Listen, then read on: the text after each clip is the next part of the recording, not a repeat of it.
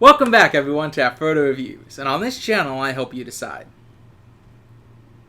Is that book worth reading over a second breakfast? Or does it deserve the fiery pits of Mount Doom? That's what we're here to decide. Today's book is Maniac Magee, which was published on April 2nd of 1990 by author Jerrry Spinelli as his fifth children's novel. This book was well received when it first came out and is the winner of a number of literary awards, which include the Newberry Medal, the Rebecca Caudill Young Readers Awards, the Vermont Golden Dome Award, and many others that I could be sitting here for an hour listing. So here's a quick snapshot.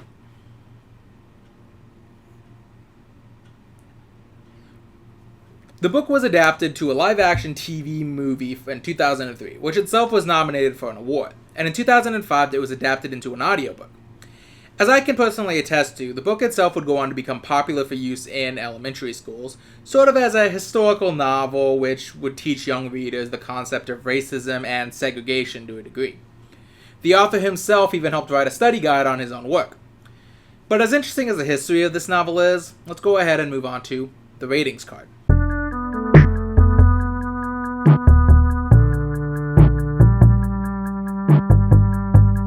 And then we move on to the cover. Well, the basic cover discussion. You see, Maniac Magee was a popular children's novel written in 1990. So it's safe to say that the book has received a number of new covers over the course of years. The one I have is really simple. You see, it's just a picture of some kid running down the street. Since Maniac Magee's big draw is that he's a bit like Forrest Gump during that segment in the movie where he runs across America. No particular reason, I decided to go for a little run. It's a fine enough cover. In fact, it's so fine that 90% of the covers I could find are basically this exact cover, but with very, very slight variations. It's a very super basic way of presenting the story, and if I wanted to find fault with it, I would simply point out about how the kid running in this is clearly just some random kid they photographed while running. There's only like 2 or 3 of the covers that I could find that actually showed the wear and tear of Maniac Magee when he was running through the streets. All these are just kids in fresh new jean shorts, wearing like brand new shoes or slightly worn shoes. Unfortunately, this creates a very largely homogenized experience when I'm talking about the cover, so there's really not too much to talk about in this regard. There's a lot of covers that are just this cover, but slightly different. If I had to pick a best cover, personally I would choose April 2000 Scholastic version. Largely because it's the only one that doesn't just focus on his legs or have the cover like a story dealing with racism in a much more adult Mississippi Burning sort of way. But other than that, as it goes for the worst, it's not really a worst I can think of because, like, again, they're all very much just this cover. Again and again and again. But what is this book about, I hear you ask? Well, if you're interested in hearing what the book has to say for itself, I recommend checking out my Nostalgia TBR this month, where I read the back of the book for you. I think the synopsis presented on this book is a pretty important thing to look at when you read books, because it helps build proper expectations for what is inside the book. A bad synopsis will lead to the wrong expectations, which can lead to disappointment in reading. I've gone over a couple times where the synopsis has given me a false impression of what to expect from the book, and how that affected my reading experience. However, for the sake of the review, I'll provide some context. Maniac Magee is about Jeffrey Lionel Magee, who loses his parents in a freak accident on a trolley. After being forced to live with his aunt and uncle, who hate each other to the point that they're all but separated legally, Jeffrey finally snaps during one of their arguments and runs away from home.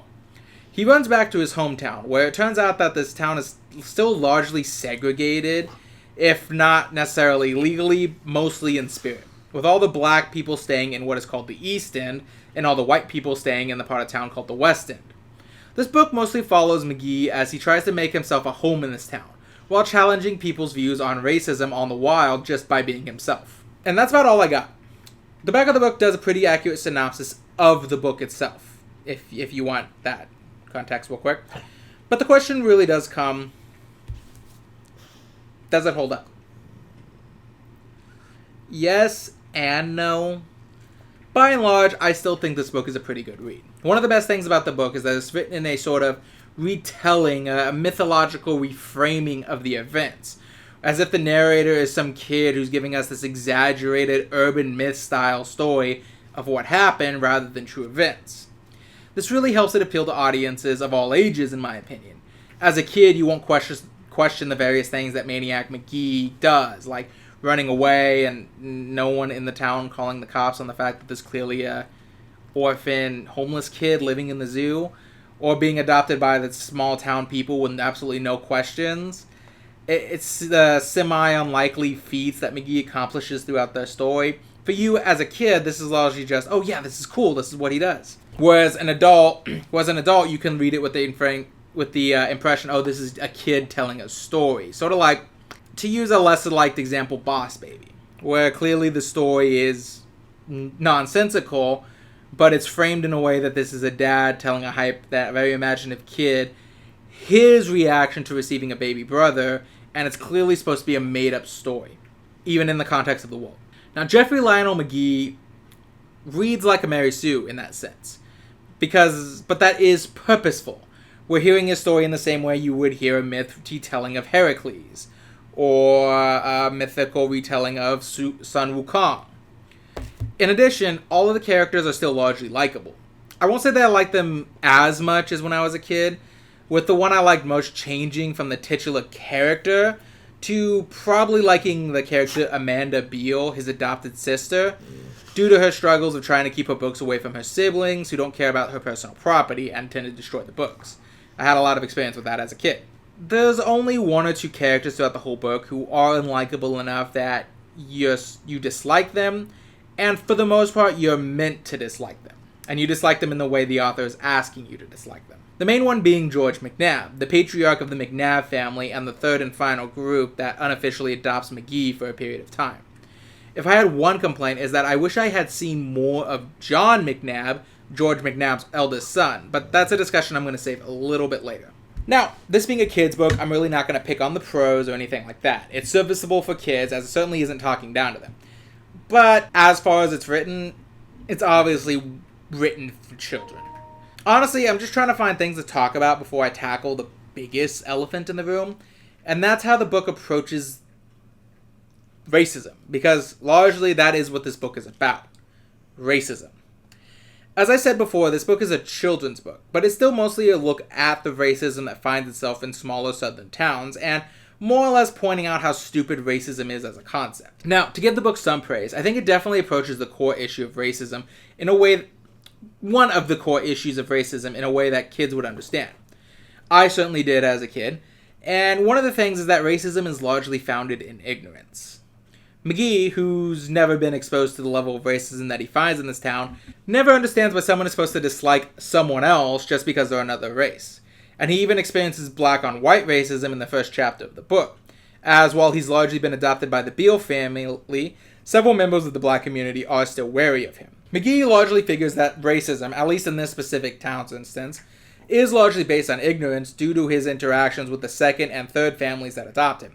You see, the second person he's taken in by is an older man named Grayson. While Grayson certainly isn't a hateful racist, he clearly has a lot of misconceptions about black people. This is largely implied because he grew up without a lot of formal education, with his only prospect in life being baseball, which he ended up failing at. So he's living an unhappy life as a groundskeeper at the zoo. Grayson doesn't seem to hate black people, but he sees them like others, to the point that he's genuinely surprised that they brush their teeth the same way he does. When he learns that, he shows an interest of learning more, to coming out of his ignorance, and we don't see any really racist attitudes from him for the rest of his section. This is meant to contrast pretty well with the McNabb family. George McNabb is a hateful man who seems perfectly content in his racism, with the book hinting that while his racism stems from ignorance, it's also something he prefers to have because he doesn't have someone to blame for his shitty life otherwise. He lives in a real shithole, and he no doubt sees himself as a victim. But instead of using his money to make his kids comfortable, instead of using it to improve his situation, instead of doing anything like that, he instead uses it to get drunk off his gourd all the time and allowing his underage kids to get drunk, smoke, and he focuses on building a survival bunker for the coming race war, while wallowing in his own imperfections the entire time. It approaches another aspect of racism, which is the idea that, while it may not be based in ignorance, it's easier to blame someone else for your downfalls rather than yourself. It's not my fault. I'm not to blame. We certainly see that a lot in politics, and it's contributed to a very, very, very large reason why World War II happened and the Holocaust. I don't know if I'm allowed to say that, but we'll find out, because YouTube is stupid. Anyways, the book chooses to approach the idea of racism with the McNabb family by pointing out how generational racism is also pretty dumb. With Piper and Russell, George McNabb's two youngest sons, and how they learn about it. They're brats. The kind of annoying kids who would be the teacher's worst nightmare. Not only because they refuse to go to school because they're constantly trying to run away to Mexico. They're loud, obnoxious. They don't like listening to authority. They believe everything their father has told them about the coming race war. But the book is pretty clear in its subtext that is because, they don't really know different. They don't know why they shouldn't believe that. They literally have never met another black person in their lives. So all they know about black people are the hateful things that their father is telling them to think. They seem to think the race war their father speaks of is more like a game rather than a genuinely hateful racist rhetoric. Take that, Easty Slime! I got me some Easty too! And in a sense, we do see that a lot with conservative comedies. One of the things that they like to make fun of is the fact that people are getting really sensitive these days. But there is legitimate sentiment behind the fact that if you allow very racist or hateful jokes to continue to spread, with the entire joke being entirely, look at how dumb this person is because of this thing they can't control, you become number to the more extreme versions of racism. It's I believe it's called the Overton window.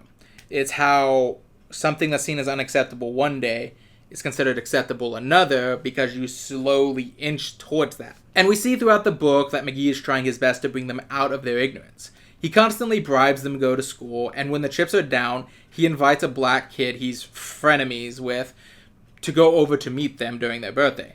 Piper and Russell don't even really understand that this is supposed to be their enemy.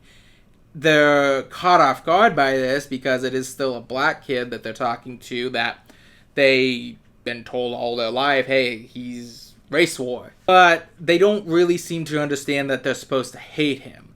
They even try to play a game about the race war, but don't seem to understand how racist it would be to the black kid that's with them. Their father proves himself a coward who dehumanizes Magee's friend and leaves the room to avoid him, while their other brother friends are the ones who are awful enough to actually be rude to Mars. And at the end of the day, when Mars and his family save the two brothers from drowning and take care of them, they've probably irreparably destroyed George McNabb's instilled racism in the Piper and Russell brothers. I don't know why I said that. In Piper and Russell. Now, that being said, for all the praise I am giving this book and looking at racism through a more nuanced lens, I do have to say that this... Okay, one thing I wish this book had done, I'm going to go on a little smaller point here, is I wish it had shown more of John McNabb's POV on this whole thing. He's surprisingly a non-factor in this book, despite a couple chapters devoted to being a massive guy who everyone is fearful or in awe of. It would have been nice if the book could have somehow wiggled a look at him, because he's somewhere in between George McNabb, the hateful racist who is going to refuse to change his ways, and Piper and Russell, who are too young to really understand how hateful what they learn is. He is right in between them. So I wish the book had shown a little more on that, shown a little more of that nuance when it comes to it. But the biggest issue I did have while reading this book again, and this is something that you definitely pick up as an adult more than you would as a kid, because as a kid you wouldn't really acknowledge this. But one thing that this book does do is it absolutely reeks of the white savior trope. White savior. It's got all the things white people love in movies about racism. I mean, Maniac Magee, or Jeffrey Lionel Magee, is a white kid who enters a racially divided town and in racism just by being his amazing self. And then the white guy steps in like he's some sort of goddamn hero. You should be ashamed of yourselves, ladies. I mean, even in the movie, it's especially bad because not only does he end racism just by being his amazing self, but he literally magically wipes away the separation between black and white people in this.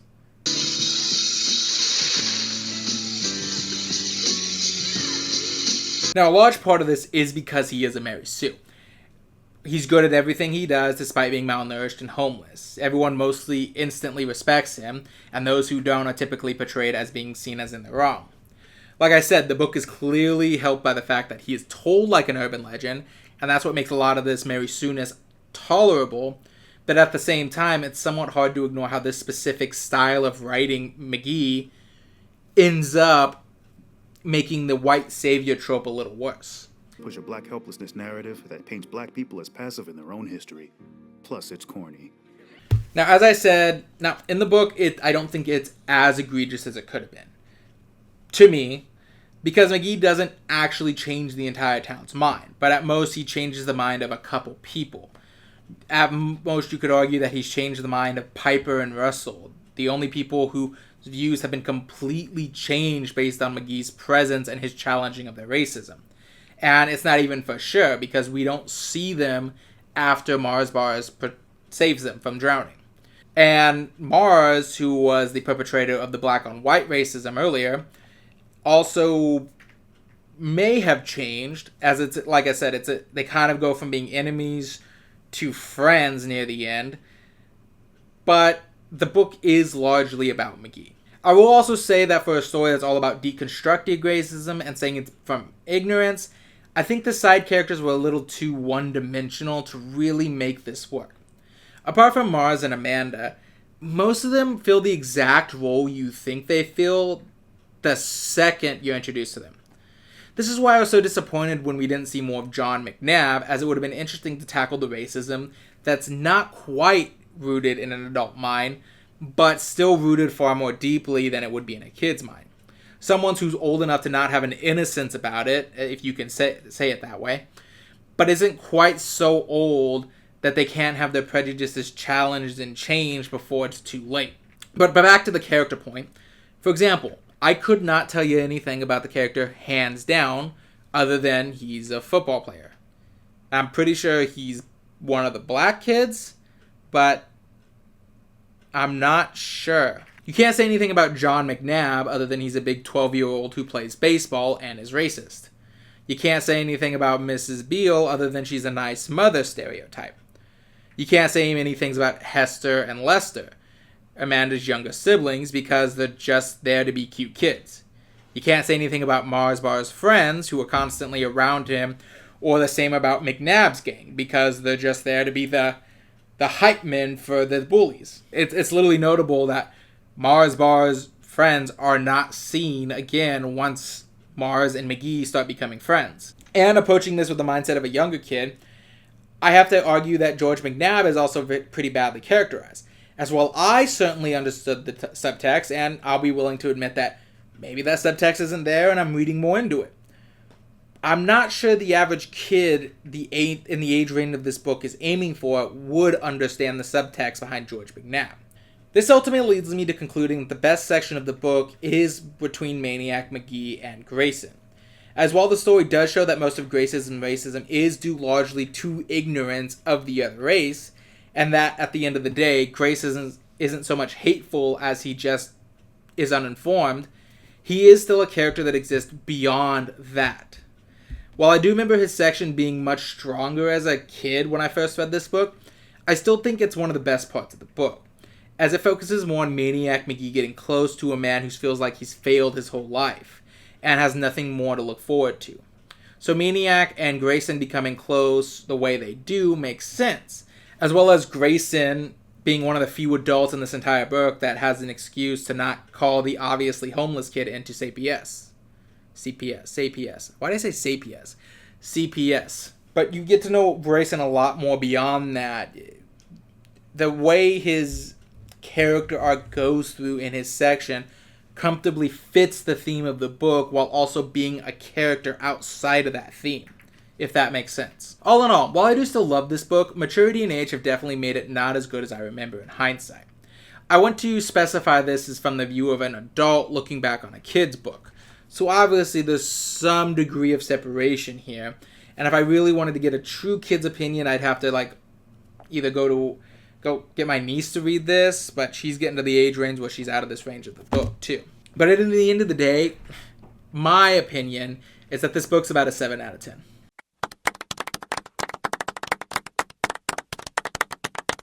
Yeah, I think a read is ultimately worth it to a younger adult, but largely simplifies the bigger issues it wants to tackle, much to its own detriment. It's well-intentioned, but this does also read like Jerrry Spinelli didn't actually talk or have any of the black community consult on his book largely about racism against them. And it's hard to be too harsh on it, to be fair, considering it is a kid's book, and obviously it's going to have to simplify something as complicated as racism down. But even The Land by Mildred D. Taylor was meant for children, and showcases a much more complicated understanding to the way racism works and how it affects people's lives. This is one of those books that almost feels like racism is only obvious and in your face. It doesn't seem to understand there's a lot more subtle racisms that exist in this world. And again, it's aimed at kids, so I understand that it really tries to simplify it down. But like I said, I do think it does it to its own detriment. With that being said, I would recommend this book. I would recommend reading this book if you're a lot younger, back when this kind of simplification doesn't really matter all that much, where you can really just read it and appreciate it for what it is. But for an older audience, I would probably just say, yeah, it's a little too simple. It's one of those books I don't regret having read as a kid, but as an adult, it probably will just be something I pass down. But that being said, just remember, with every book comes an adventure, and every adventure is worth having, even the bad ones. See you later, everyone.